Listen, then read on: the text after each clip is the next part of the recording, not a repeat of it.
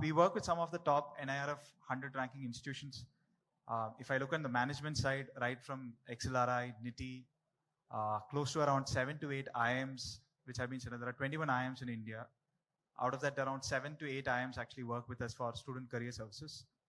We also look at colleges which are private in the growing stage and also private which are established as well.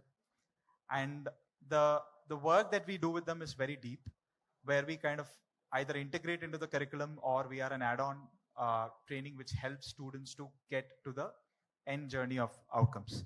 So some of our alumni, as you see, work in some of the top companies. We've been able to influence students to get to the top companies. We have been able to influence students get to mass recruiters as well. We don't give a one-size-fits-all solution to any student. We look at where the student is and try to map opportunities as to how they are in their career progression cycle.